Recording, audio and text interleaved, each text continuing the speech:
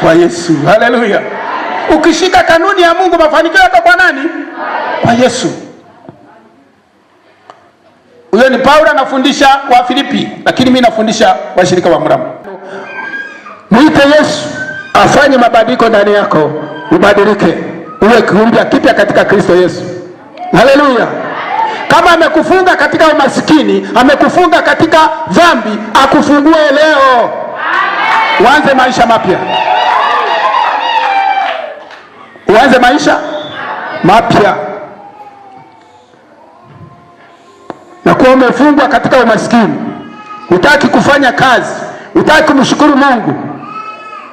Kumshukuru Mungu kuna nguvu sana. Haleluya. Jamani ndugu zangu, tumia kanuni ya Mungu, utafanikiwa.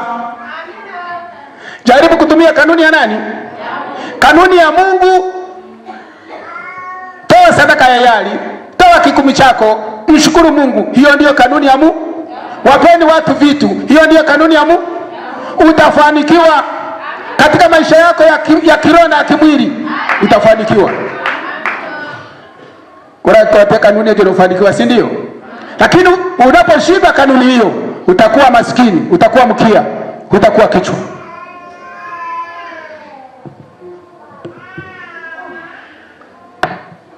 Twende kuona nguvu iliyomo katika kumshukuru Mungu. Haleluya. Hapa mwandishi anasema kwamba maisha ya watu wa Mungu yanatakiwa yawe dalili ya kutoa shukrani kwa Mungu siku zote. Kwa hiyo lazima tumshukuru Mungu siku zote. Sio kwa muda. Lazima kila wakati usimame umshukuru nani? Mungu. Kwa sababu Mungu amekulinda. Amekulinda mwaka huu, umemaliza 2025, unaingia mwaka 2026. Lazima tuwe watu wa kumshukuru nani? Simama hapa Jumapili, mshukuru Mungu. Yale aliyokutendea, kama amekuponya ugonjwa, kama amelinda mali zako, mshukuru Mungu. Kuna nguvu katika kumshukuru Mungu. Mwambie jirani yako kuna nguvu katika kumshukuru Mungu. Kwa mambo yote na katika hali zote. Tuone mtumishi wa Mungu Paulo anaelezaje katika kitabu cha Waefeso 5:19-20. Nisomee Liberius. 19:20. Mungu linasema, mkisemezana kwa zaburi, tukisemezana kwa zaburi na tenzi na nyimbo za rohoni, huku mkiimba na kumshangilia Bwana mioyoni mwenu. Tukiimba na kumshangilia Bwana mioyoni mwetu, na kumshukuru Mungu Baba siku zote. Mwambie jirani yako kwamba tunapaswa kumshukuru Mungu siku zote. Kumshukuru Baba wa mbinguni siku zote. Si kwa muda, si kwa mwezi. Siku zote. Kwa mambo yote katika jina lake Bwana wetu Yesu Kristo. Hebu rudia pale. Kwa mambo yote katika jina lake Bwana wetu Yesu Kristo. Haleluya. Amen. Mstari wa 21. Hali mnanyenyekeana katika kicho cha Kristo. Huyo ni Paulo anaeleza habari hizi katika kanisa la wapi? Kanisa la wapi? La Waefeso. Lakini mimi mchungaji wao kana. Haleluya. Unapomshukuru Mungu, Mungu anaenda kukulinda, anaenda kukuinua, anaenda kukuingia katika viwango vingine. Haleluya. Unaruka, unaingia katika viwango vingine vya juu. Haleluya. Bwana Yesu asifiwe sana. Anakutoa chini, anakuinua, anakukalisha kwenye viti vya juu. Haleluya. Bwana Yesu asifiwe. Watu watakushangaa kwa ajili ya kumshukuru Mungu. Watu watakushangaa kwa kushika kanuni ya Mungu. Haleluya. Yesu atakuvika vazi la heshima. Haleluya. Tuone kitabu cha Wafilipi 4:6. Nisomee pale Liberius.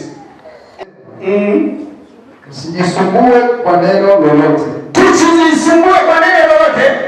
Bali katika kila neno. Bali katika kila neno.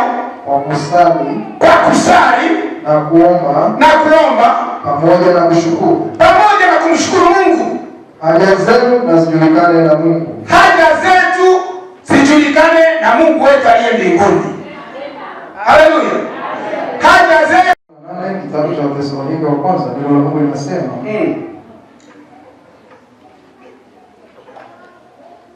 shukuruni kwa kila jambo. Tushukuru kwa kila jambo, maana hayo ni mapenzi ya Mungu kwetu. Hayo ni mapenzi ya Mungu kwetu katika Kristo Yesu. Katika Kristo Yesu. Mstari mmoja tu. Ndani yako kwenye sikio.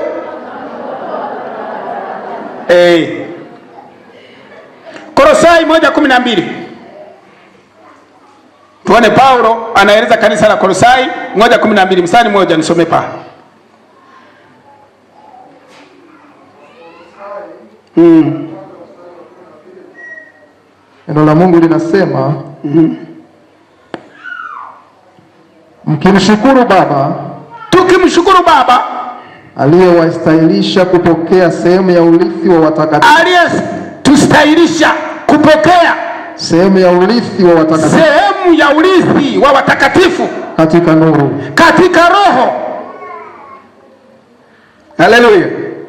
Tunapokea utakatifu katika roho. Katika Roho Mtakatifu.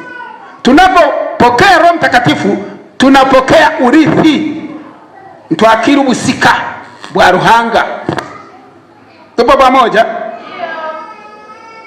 Tumuone mtumishi wa Mungu waraka wa kwanza wa Timotheo sura 4 na mstari wa 3 na 4. Timotheo wa kwanza sura 4 na mstari wa 3 na 4. Tuone anaelezaje hapa habari hizi.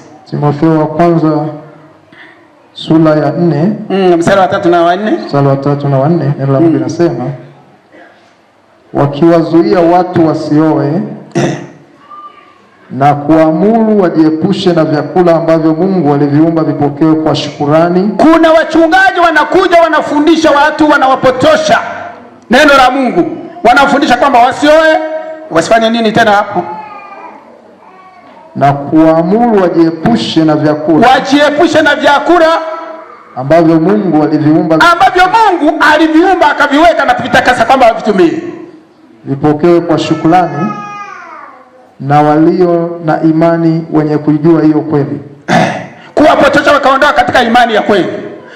Huyu Paulo alikuwa anamwambia Timotheo afundishe kanisa la Mungu. Wapo ambao ni wachungaji, nabii wa uongo ambao watapotosha kanisa. Tupo pamoja? Na nyakati hizi mnawaona. Wapo wachungaji wanaopotosha watu wa Mungu na watakatifu pia. Wanaenda wanapotoshwa kwa kupitia maneno ya Mungu. Kwa hiyo Paulo aliyaona akamuelezea Timotheo kwamba afundisha kanisa. Na mimi hapa nafundisha kanisa la Murama. Simama katika imani yako. Amen. Sikimbie huko na huko. Bwana asifiwe sana. Simama katika imani yako uliyopokea. Yale mafundisho ninayokufundisha ya kweli. Shika imani yako na Yesu wako. Haleluya.